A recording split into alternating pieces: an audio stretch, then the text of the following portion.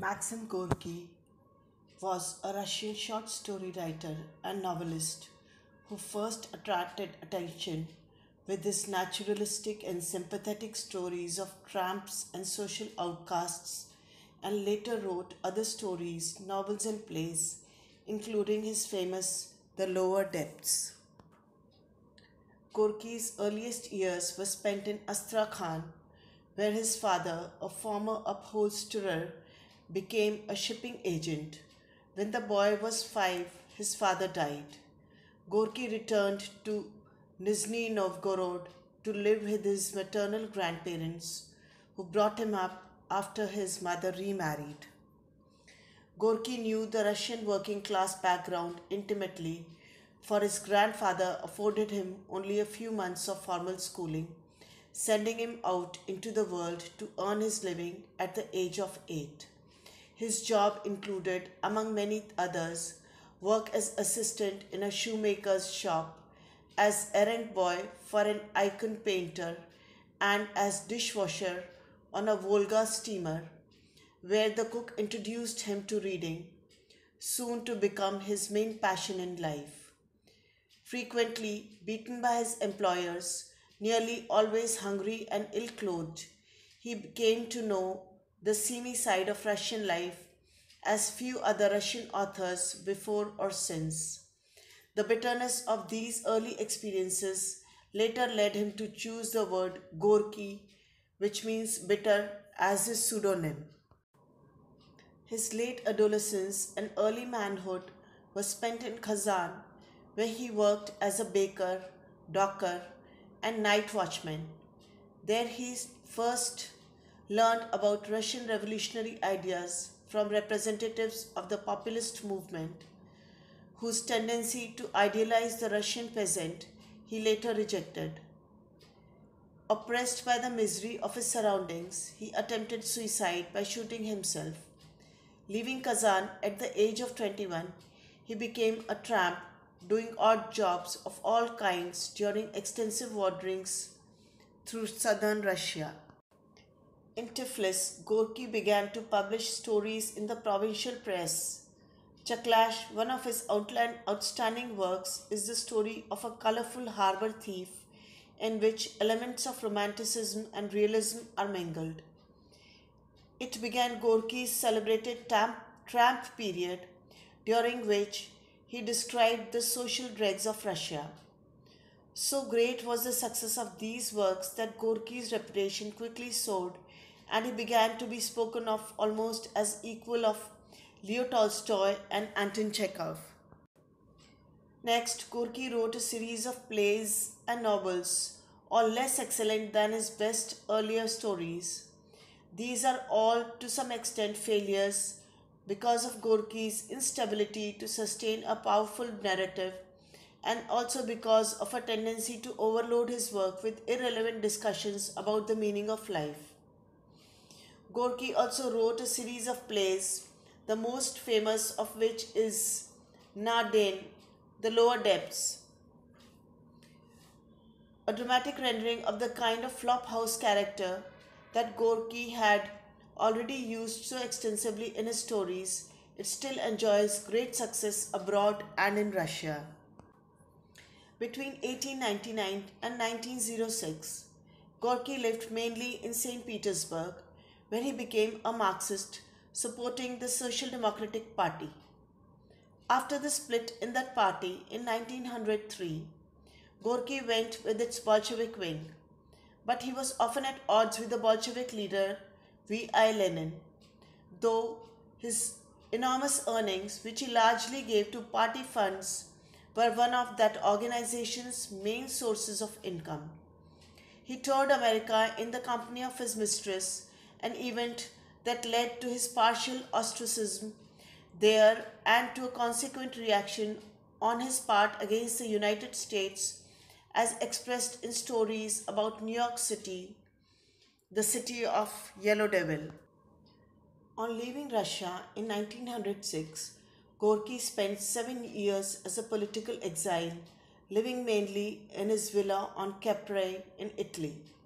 Politically, Gorky was a nuisance to his fellow Marxists because of his insistence on remaining independent, but his great influence was a powerful asset which, from their point of view, outweighed such minor defects. He returned to Russia in 1913, and during World War I, he agreed with the Bolsheviks in opposing Russia's participation in the war.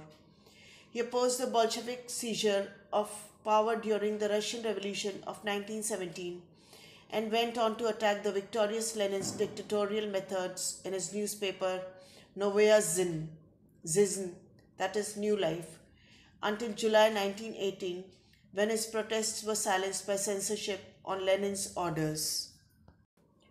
Living in Petrograd, Gorky tried to help those who were not outright enemies of the Soviet government.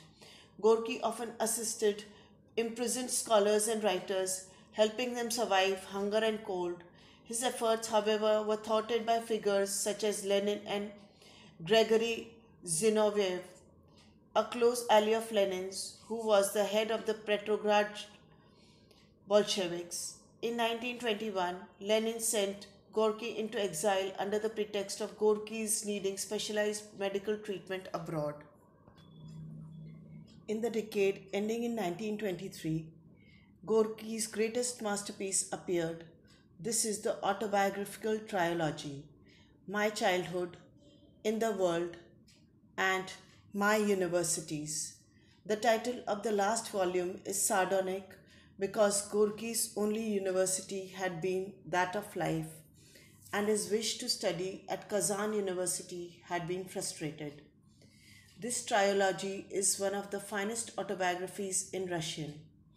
It describes Gorky's childhood and early manhood and reveals him as an acute observer of detail, with a flair for describing his own family, his numerous employers, and a panorama of minor but memorable figures.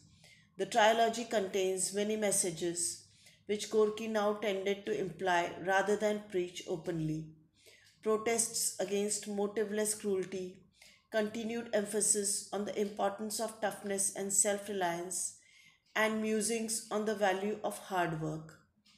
Gorky finished his trilogy abroad, where he also wrote the stories published in Raskazi between 1922 and 1924, which are among his best work. From 1924, he lived at a villa in Sorrento, Italy, to which he invited many Russian artists and writers who stayed for long periods. Gorky's health was poor, and he was disillusioned by post revolutionary life in Russia. But in 1928, he yielded to pressures to return, and the lavish official celebration there of his 60th birthday was beyond anything he could have expected. In the following year, he returned to the USSR permanently and lived there until his death. His return coincided with the establishment of Stalin's ascendancy, and Gorky became a prop of Stalinist political orthodoxy.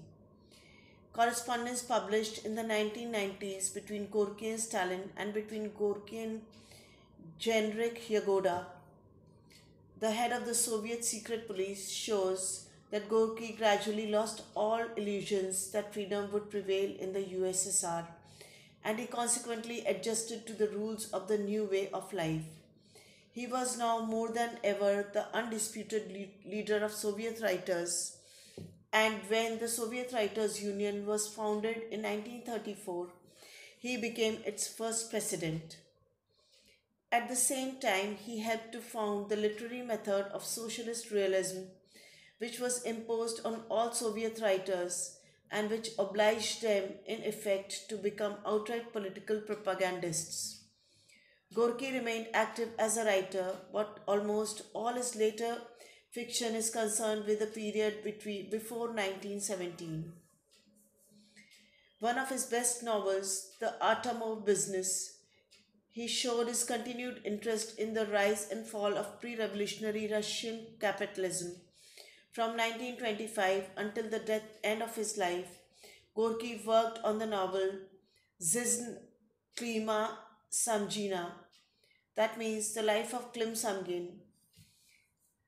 though he completed four volumes that appeared between 1927 and 1937, translated into English as Bystander, The Magnet, Other Fires, and The Spectre. The novel was to remain unfinished.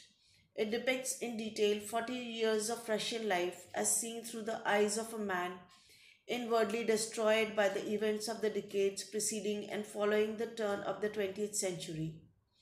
There were also more plays, but the most generally admired work is a set of reminiscences of Russian writers, mostly Leo Tolstoy and O. Pistakhev, about writers. The memoirs of Tolstoy is so lively and free from the hagiographic approach traditional in Russian studies of their leading authors that it has sometimes been acclaimed as Gorky's masterpiece. Almost equally impressive is Gorky's study of Chekhov. He also wrote pamphlets on topical events and problems in which he glorified some of the most brutal aspects of Stalinism.